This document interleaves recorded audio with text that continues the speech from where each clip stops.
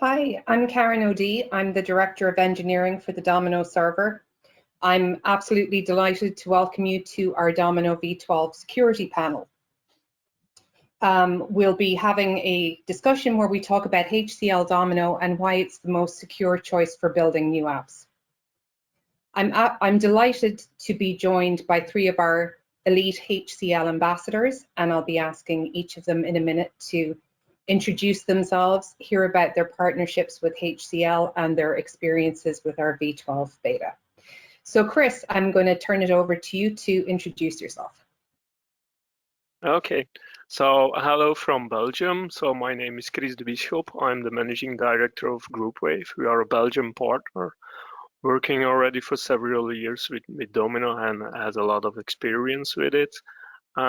We played around already with the beta versions of v12, and we were very excited about the new features, especially the security features in there. Heather, over to you. Hi, coming from Houston, Texas, I'm Heather Hottenstein, and I'm very excited to be with you all today. I've been working with Domino since 1994, so very early version 3, and it's been exciting to see the product and how it's matured through the 30 years that I've been working with it. And with version 12 and seeing the beta, the HCL commitment to not only increasing the functionality, the security, the performance of the server and the clients, but just taking this forward and looking forward to not only what's coming out in Domino 12, but from there. And I am such a Domino geek that while I've been with our PureWife for 17 years, on June 7th, I joined the HCL family, and I am so excited about this new adventure in my career. Welcome aboard, Heather. We're delighted to have you. Finally, Thank you. Cormac, over to you, Cormac. Well, hello from Ireland, and hello everybody. My name is Cormac McCarthy. I work for a HCL business partner in Ireland called Domino People. Domino People have been around for about 20 years. We provide quality professional service for Domino and companion products. For the last 10 years, I've been working for Domino People as a senior consultant. I've been working on the admin side of Domino for about 18 years. And sometimes I blog about security amongst other things. On my experience of the betas, so yeah, there's been 3 public betas. So by the time we're getting to now, which is the release of Domino 12, you do have a mature product because HCL engaged so early with everybody. Really, everybody could get in on the betas from beta 1. So yeah, I'm really excited about the release. Awesome, and I'm really excited to spend the next half hour talking about all things security. I should have mentioned I'm sitting in Westford, Massachusetts, so we've got some great representation on both sides of the pond. So given some of the recent breaches and security issues that we've all been reading about in the media, this is a really good time for us to sit down as a group and talk about some of the awesome security enhancements that we've delivered for v12, and to also get your perspective as business partners around how that's going to make for a better experience for both yourselves and your customers. So I'm going to start with the first question, and this is going to be about making security easier. So in v12, we focused on how to simplify the certificate administration process. I'd love to hear from each of you about your experience with this. As Cormac mentioned, we've just gone through an early access program and 3 betas. So I know that you've been actively participating. So I'd love to get some feedback from all of you. Yeah, sure. I might start off on this one. So I think sometimes people take for granted the way certs are managed within Domino. So when we're talking about Domino 12 and certificate manager, we're talking about internet certs, so primarily web certs, but Domino at its core is the only platform of its type where the core protocol can be encrypted with just a tick of a box and stay on the same port number. So I think it's important to remember that, and that within Domino 12, the strength of the encryption on NRPC has increased, and there's forward secrecy included on NRPC for the first time. So there's stronger protection for sessions, and the performance around NRPC encrypted has increased as well. But getting back to Cert Manager, so yeah, we implemented in our own environment. I suppose to take a step back, the history behind certs in Domino, prior to SHA-2 certs being implemented, there was a GUI-based system. It was a little bit clunky, and you had to put root and intermediaries in the right order. Then when SHA-2 support came out in Domino, you had to use a couple of different command line tools. So OpenSSL being one and the KYR tool being the other. Now, as it is Domino, it was 100% secure, but admins found it very fiddly. My experience with customers was kind of 99% of customers asked us to do the process to create certs for them. So within Domino 12, you've a couple of different options. So there's a new cert manager task that you can load on the server, which starts up a cert store.nsf. So there's two different ways you can do it. So you can go down the traditional route that you would have always went down, which would have been third-party certs. So it makes the process for getting a third-party certs even easier. So you don't need to copy KYR or STH files. It's all stored within certstore.nsf. You simply just start the cert manager service, and from within certstore.nsf, you can add in the details for whatever cert you want. The format is changed slightly in that it'll accept .pem formats from third-party certificates, but the process for that, if that was all Cert Manager included, I think people would be happy in that you can now pull in, I think it was from beta 3, you can pull in the root and intermediate certs in any order, and Cert Manager will look after that itself and intelligently pick out which one is the root and which one's the intermediate, and if you've accidentally put in duplicates, it'll figure that out for you. But I suppose the big one everybody is sort of really excited about within Cert Manager is support for Let's Encrypt. So Let's Encrypt is a free, automated, and open certificate authority. I think they passed 1 billion certificates given out to people recently.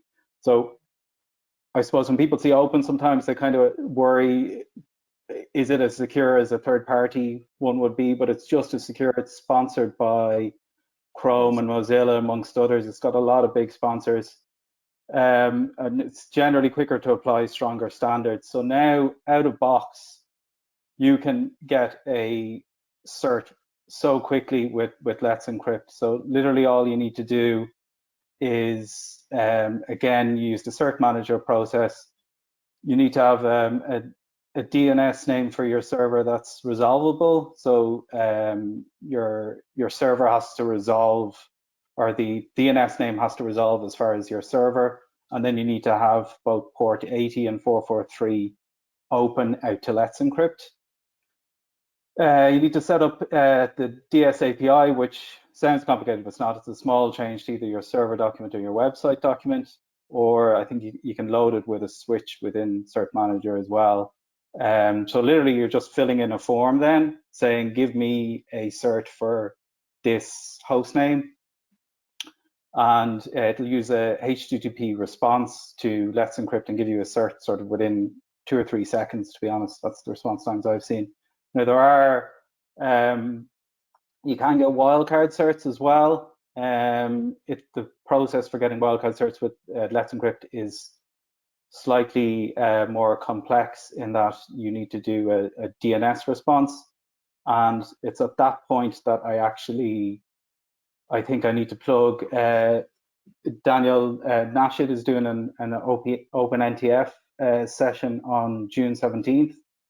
And I advise if you have any interest in wildcard certs within the cert manager task, that maybe you should attend that if you haven't already got it set up as part of the beta. Also, cert manager, it does have support for ECDSA, which again is, when you're creating the keys by default, traditionally the keys would have been RSA keys. ECDSA keys are shorter and offer better performance. So again, it's another improvement. So that's kind of my run through of it. I don't know if Chris and Heather have had experience as well. I know I've gone on there. Well, I just want to reiterate, what you were saying about the process, since the Poodle attack, 5-6 years ago now.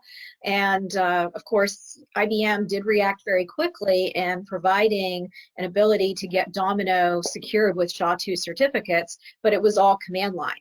And I can't tell you how many times I've worked with customers, and even the same customer, over and over again, just walking them through or doing for them those command line prompts or commands that had to be entered in order to get an SSL certificate on Domino. So this absolutely makes it so much easier. It streamlines the process. A lot of people are going to be happy with it. And also the wildcard certificates. That's something that's always kind of been a shortcoming, has frustrated a lot of environments because they have to buy all these certificates versus using their wildcard certificate. So definitely see that as being a huge advantage for the platform. We have tried it out on our development server with the beta version, and I found out that it's really easy. You just follow the documentation, you do what's mentioned in the documentation, and it just works. It was easy as is. So, and like Heather said, compared to the tools that you have to use, the OpenSSL and then the Keyer tool, etc. Now you can just open up a GUI in a database, you put in the different metadata that you need, and then you wait a few seconds and you have your certificate. So it's quite easy. Yep. Yeah, there's a good few different use cases with it, and I think like admins are going to be delighted that they no longer have to copy the syntax from a web page that they copy every time. I mean, developers are probably sick to the teeth. Anytime they're setting up a development platform, usually they'll use like self-signed certs, whereas with this, because Let's Encrypt is free certs, I mean, as long as they can open port 80 and 443 to the outside world and have a resolvable DNS name, there's no reason why they couldn't set up an SSL cert for their test environment as well and have a more thorough UAT environment and development environment. Yeah. Plus, the Let's Encrypt certificates are for free, so. Yeah. Compared to the global sign or all the other ones that are quite expensive.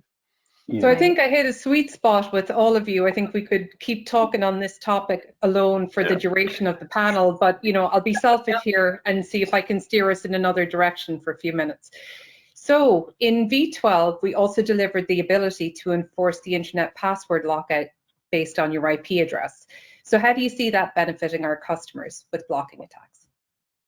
Oh, wow. Well, and as you mentioned at the beginning of this, with the breaches that have occurred, like here in the United States, we had a pipeline that was offline for how many days and caused so much chaos because of a security attack.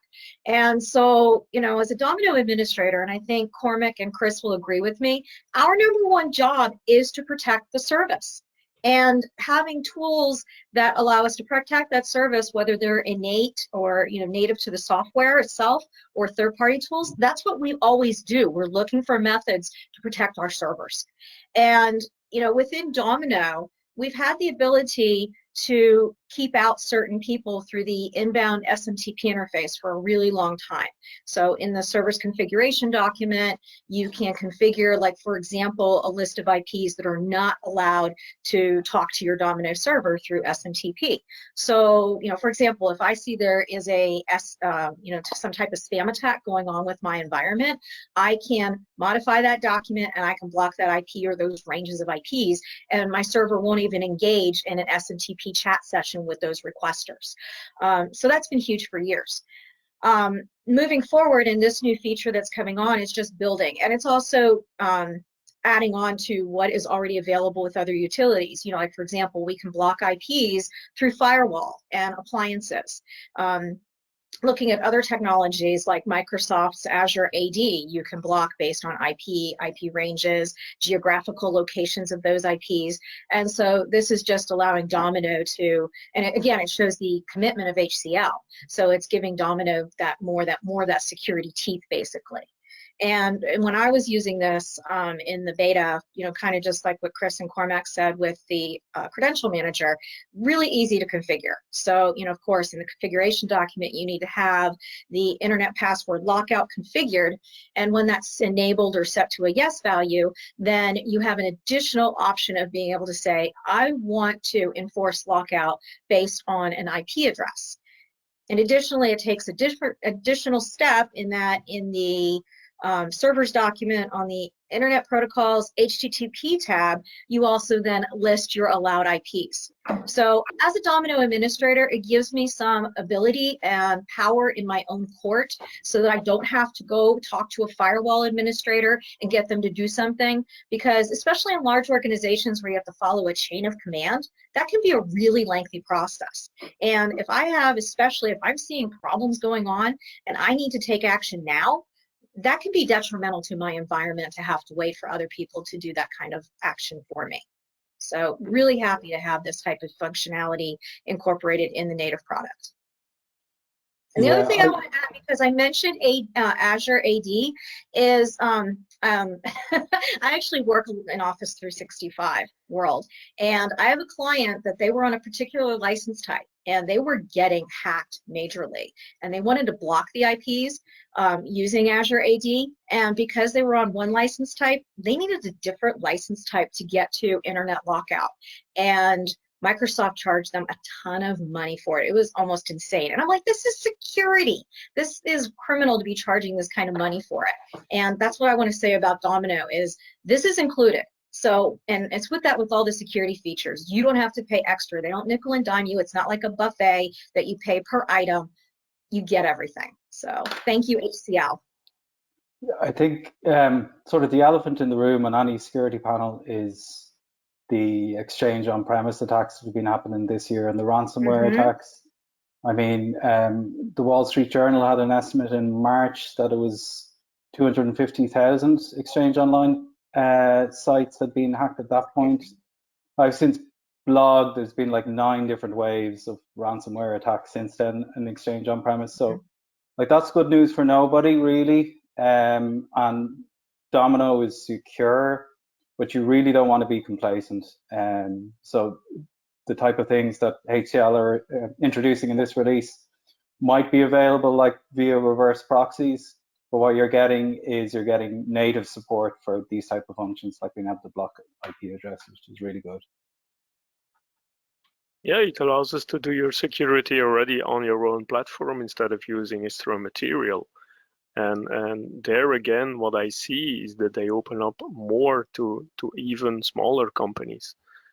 Because before, everybody thought that Domino was only for the larger companies, but with all those types of functionalities, you see more and more that they are also open for the smaller ones that want to have also their security built in their system. And even if you run it in the cloud or on-premise, well, you have more tighter security on your system, and you are more and more in control of the security on your system instead of relying on other products that have to be put in front of your Domino server. Right, and just like you said, for the smaller companies, they don't either have the technical expertise or they don't have the budget to go buy those other products. So absolutely, giving it to them in Domino allows them to be secure. And I think the ease of releasing these, or the ease of implementation as well, like you don't have to learn a new technology to implement this here. You know, documentation, it's literally 3 or 4 mouse clicks, really. Realistically, you just need to know the IPs, and it's really simple to implement. So Cormac, I really appreciate the comment about complacency. That's so important that we don't become complacent, you know, as we talk about what we're doing. But we have made some really good strides that hopefully will help our customers to really tighten up and, you know, be as secure as they can be. So let's move on to SSO and reducing the number of passwords. So again, one of the features that we delivered in our beta program was the Active Directory password sync. I've been with the team for a year and a half, and I think this is one of the things I've heard most often is, when can we have it? When can we have it? So in v12, you get it. So I know that you've all tried that out in the beta as well. So I'd really love to get some real world feedback now that we've delivered it for you. Right. You know, that's something that I have a love-hate relationship with, because, you know, I get it. You know, from a user's perspective, they're working in one application. They now need to go to another, you know, open up a different application to do something. And that password box comes up. And they're like, oh my God, what is my password? And I can understand that's a little stressful. It ruins your chain of thought. And now you've got to go find your password on that Post-it note on your monitor, right? and enter the password. And then you get to your application, and now you got to reset yourself. So it's an interruption, you know, and so I get it. But as a security person in me, it really scares me, because you get that person's credentials and now you're in everywhere. It's kind of scary. But again, you know, we're dealing with a solid technology base here in Domino. And what HCL has delivered in Domino 12, to me, is a really nice, what you would almost call like a V2 of what was introduced in version 11 with the Active Directory sync. So, and it, you know, nothing's changed with the Active Directory sync. So if you have already introduced that into a Domino 11 environment, you're just building on that in Domino 12. And again, I have to give kudos to HCL for all the documentation, because when I played with this on the beta, it was easy. You know, it's just a matter of just doing some steps. Yeah, of course I missed some things, you know, that's on me. Or there were a couple of glitches, you know, in the beta code. But again, that's beta, I expect that. But overall, it worked really well. So ultimately, you know, like I said, it builds on that Active Directory sync that came in 11. So that has to be in place. So ultimately what happens in that regard is Active Directory becomes your primary directory. Users and groups are added to AD, and then they filter down to Domino. Same thing in the password world now, where in AD, your user's password gets updated, and then that synchronizes down to Domino. And the way that happens is on your Active Directory domain controller, you have installed a Domino server. It's installed and configured. And within the Domino environment, it's configured as the request creator, okay? But the Domino server isn't actually running on that domain controller. So, but it's sitting there and it has these, you know, little API things that run. I'm an administrator, I can call them API things, right? So anyway, these little things or filters are running in the background. And when it senses a AD password update for a user, it synchronizes that down to the Domino requester server. And that's another configuration that's now done in the Domino server document for the server that's going to process these password changes. And the really cool thing about these password changes is they are valid for Notes 12 users, so people that are using the Notes 12 full client, for the Nomad 12 users, iNotes users, Verse users, and Traveler users. So regardless of how you're coming into your Domino server, your password is being synchronized. So when that request process runs, it updates, for example, for your users that are Notes full users using the rich client, it's updating their ID in the ID vault. So if you don't have ID Vault running today already, you've got to do it. There are so many features in Domino that are requiring it or needing it, and this is just another one of them. So get ID Vault in your environment. But yes, it updates the ID in the ID Vault for that person, and then also on the user's person document, it updates that internet password. So that's what's allowing those other features like iNotes and Verse to get in to the system using that same password. So now, because this actually also does replace the old utility, that Notes client single login feature that's been around for how long. So this supersedes it. But bottom line is, now I've logged into my Windows domain on my computer or my device. I'm on the network. And then I go and I open up something that's hitting the Domino server, and I'm just seamlessly authenticated. And I can keep working as a user. My train of thought does not get interrupted, and I'm a happy camper.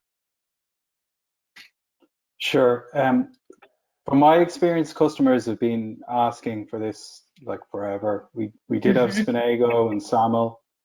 What I can see now is when HCL delivered on AD Sync in version 11, customers were asking, where's the password part? Now that they've delivered Yep. this, there's going to be 5 other things. So I can see this growing and growing with future releases as well, you know, as usage of it increases. Well, which is good that they are asking for extra features. So then you can have an involvement in the products. Yeah. Mm-hmm. We haven't tested the password sync thing yet. We have been playing around with the directory sync before, but haven't tested the password sync. Why? Because we are implementing a lot of SAML configurations and SAML configurations against Active Directory. So, and at that moment, well, you don't really have to install a Domino server on your domain control, because maybe there are some environments where they won't allow this. Or maybe you have environments where they are relying on Azure AD. So we are doing SAML authentication against Azure AD then. So then it's just using a token instead of synchronizing a password. But we see already a lot of advantages of using password synchronization or single sign-on. So for instance, you can have your Domino applications web enabled, and you incorporate them in an intranet page, for instance. So people are logging in their Windows PC, they are logged in directly into the intranet page, and automatically they are also logged in their Domino web application. Or if you do your integrations within Teams or within other products, Microsoft products, then you're automatically logged in. So for the end users, it's quite easy. Only one password to remember. Yeah, there's definitely multiple methods, and that's part of the beauty of the platform is there's not just one way to do it. You've got options based on your needs. And the advantage also there with the SAML authentication is that you can use other identity providers as only the Active Directory. I did it already with others that were not on the list of being compatible, but it's an open standard. So you just have to know the specifics of the other product and it just works. So. Yep. Well, you keep those requests coming. You know, I look forward to when v12 is out there for a month hearing, you know, what about this, what about that, because I have an engineering team and there's a product management team behind me who is more than willing to catch whatever you throw at us. So I look forward to hearing what we're going to be going after next. So the next topic I'd like to get your thoughts on is authentication. And, you know, funny story, I was telling my 14-year-old last night that I was going to be participating in this panel. And she asked, you know, because, you know, she doesn't really want to know a lot about what I do. And I said, multi-factor authentication. And she looked at me and I said, so, you know, when you log into Instagram and you forgot your password and you reset it and then they send you that 6-digit code. And she goes, yeah. And I said, well, that's what I'm talking about. And I kind of got some coolness from her there. She was like, oh, my mom does that. That's not too shabby. So in v12, you know, we in the commercial side of things also delivered multi-factor authentication. We now have time-based one-time password management or authentication in place in v12. Again, I know that's something that, you know, we've had since early access and through the 3 betas. But, you know, again, I'd love to hear what you thought after you tried it out. Well, we have tried it out on our environment also because we were very interested in seeing how it works, the multi-factor authentication on Domino.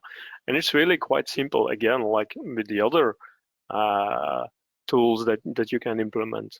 And like Heather said, well, yeah, for authentication, well, if people can do single sign-on, it's like a sort of a security breach, because once you have one password, you can go directly through other applications. But if you have to do multi-factor authentication, you have to prove that you are the person that wants to authenticate. So that's also something that an administrator wants to know. If people are connecting to your Domino server, you want to know if that is really the person coming to authenticate, that it's that guy or that woman that wants to connect to your machine. So we've done the implementation. It's really quite simple, but it's still the end user that has to do the configuration, because you have to couple it with this with the smartphone. So, but you can use the Google Authenticator or the Microsoft Authenticator. It doesn't matter, and it's quite simple to do. you still need the ID vault. So, and if you haven't done it already, well, now it's the moment to start configuring ID vault. And on that server where we implemented the TOTP authentication, there wasn't already an ID vault configured, but we had several users also configured. And there I saw another new feature. I don't know if it's from v12 or if it was already implemented in v11, but you are able also as an administrator to upload the ID files afterwards in an ID vault, which is quite interesting for an administrator, because if you don't have access to all the ID files in the person document still attached, well, yeah, then you can afterwards still upload them in the ID vault and use them. You can also sorry, go on, Chris. So we configured it, and I tried it out with the Microsoft Authenticator app because I'm using it already for other environments. And I saw also that as an administrator, you can generate automatically some scratch codes. So if somebody misconfigured or did something wrong on his device, you can still provide him with some scratch codes and he can go through afterwards. So it's quite nifty feature, in fact, that has been introduced now. Yeah, I was going to say there, just on the being able to upload IDs as well in Domino 12, you can create notes users from web-only users. So it's similar to that, being able to upload. You can register users with a right click now if they're web-only users. One thing I noted as well about the implementation here, and I think it's because there was 3 public betas, you're seeing the service mature as it goes along. But one of the things I implemented in a test environment as well, and one of the first questions I had when people expose applications to the web, they'll often have the web-facing server in a different domain, and they'll have directory assistance set up to their own domain so that their production Domino directory isn't facing the internet. And you can actually use TOTP with cross-domain authentication that way. So you can set up a trust relationship with both the ID Vault on the web-facing server and also the internal one, which I thought was a nifty addition. As that is cool. I haven't run into that yet. It came in. Yeah. Now that's awesome. Thank you for bringing that up, Cormac. I just learned something, so I definitely have to give that try that out. That's awesome. Yeah, because that's awesome. Both your internal server and the external one have to be on 12, but yeah. Yeah. Oh, that's cool. And that helps a lot. Yeah. Yeah, and you can set it on different websites. So if you have an open website on your Domino server running, you can say, well, on that one, I don't want to have TOTP, but on the other sites, well, I need it because you have to authenticate on that site. So it's really, really cool. Yeah. Yeah, and it adds, or to me, it was a really good implementation because users are already used to it. You know, like Karen said, you know, Instagram or anybody that buys something off of a website, does banking online, they're already used to this multi-factor authentication.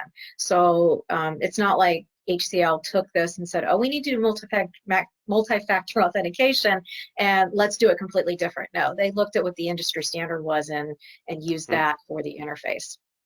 And even prior to Domino 12, you could implement TOTP with third-party products, but this is just another example where HCL are putting more native functionality within Domino, so you don't have to worry about any third-party products. And again, it's free. It's not like it's an extra license for this function. Exactly. You know?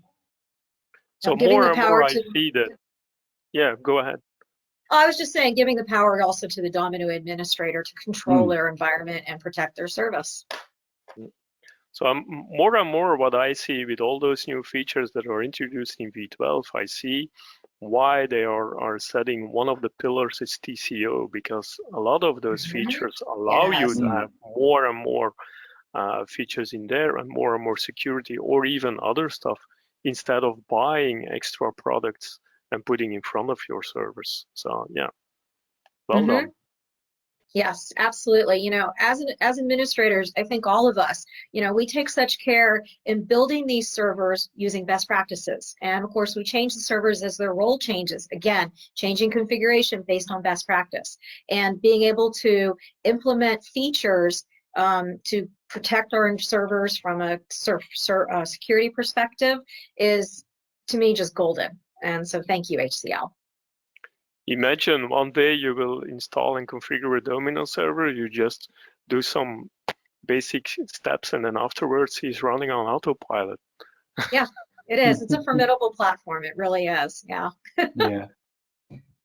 And you're quite the formidable panel. I could, like I said earlier, we could just keep going here because I think we're only scratching the surface. So maybe there's an opportunity for us at some point in the future, maybe in person even, to continue this conversation. Wouldn't that be awesome?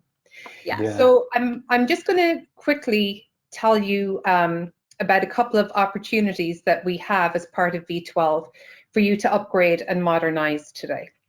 So we have two programs. The first is the Domino Upgrade Accelerator, where if you upgrade to V12 in the next 12 weeks, you can get Nomad Web enabled at no additional cost. You know, you'll hear about Nomad Web in one of the other sessions, but you'll get that at no additional cost. Or maybe, and you could also use our Thunderbolt accelerator, where if you add Domino Volt in the next 12 weeks, we'll build your first Domino Volt app at no extra cost. So that's a pretty sweet deal where we'll build an app for you. And then I also want to tell you about what's coming up next tomorrow. So if you come back tomorrow at 10 a.m. and you can access the Domino Dozen in the event lobby at the URL shown below, you'll be able to hear about how you can get early access to the Domino REST API beta program. That's Domino Dozen number 4. So make sure you come back for that because that's going to be another compelling session.